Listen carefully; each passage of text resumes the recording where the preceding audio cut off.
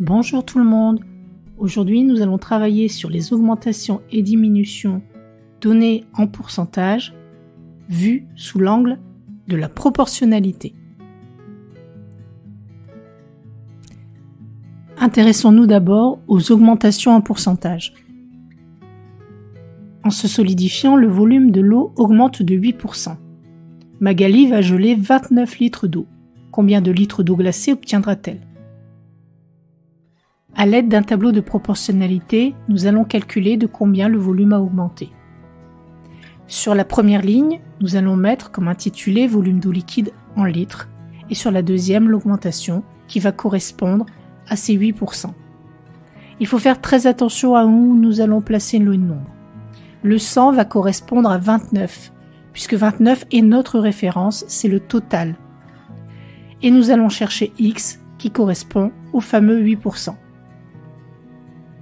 Ce tableau de proportionnalité, nous allons ici utiliser les propriétés de linéarité. Nous pourrions aussi utiliser le coefficient de linéarité avec un pourcentage, c'est équivalent comme méthode.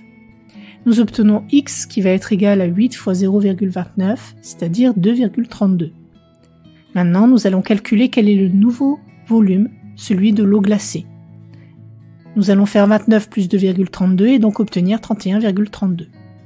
Quand on gèle 29 litres d'eau, le volume augmente de 3 litres 32 et atteint un volume de 31,32 litres. Une seconde méthode consiste à ajouter l'augmentation directement au pourcentage. Puisqu'il y a une augmentation de volume de 8%, l'eau gelée va occuper 108% de son volume initial. Nous allons faire à nouveau un tableau de proportionnalité.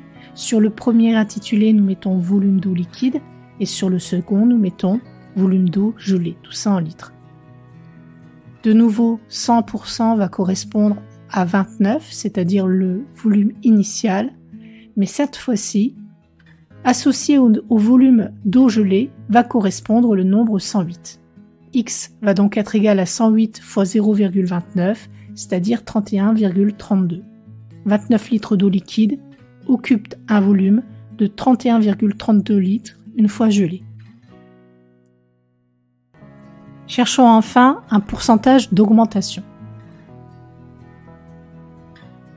La population d'un village est passée de 8500 à 10 400 habitants entre 2024 et 2025. Calculez le taux d'évolution de la population en pourcentage.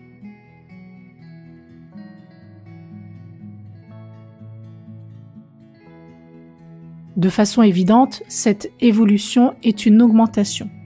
Nous allons calculer cette augmentation et donc poser l'opération 10 400 moins 8 500. Nous obtenons 1900. La population a augmenté de 1900 habitants entre 2024 et 2025.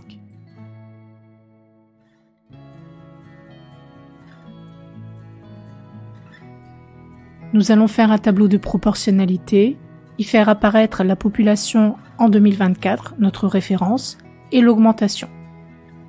Nous allons mettre 100 à côté de la population en 2024. P est alors égal à 1900 divisé par 25, qui est sensiblement égal à 22. La population a donc augmenté de 22%.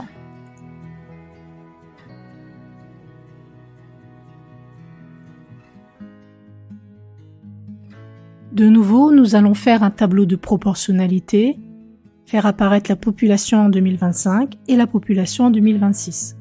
Notre référence est 2025, nous allons donc mettre 100 sur la première ligne. Nous avons donc P qui va être égal à 10 400 divisé par 85, soit à peu près 122. La population de 2026 représente donc 122% de celle de 2025. Elle a augmenté de 22%.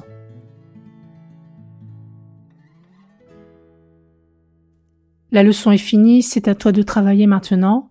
Une autre vidéo portera sur l'augmentation et la diminution en pourcentage, mais en utilisant cette fois les fractions.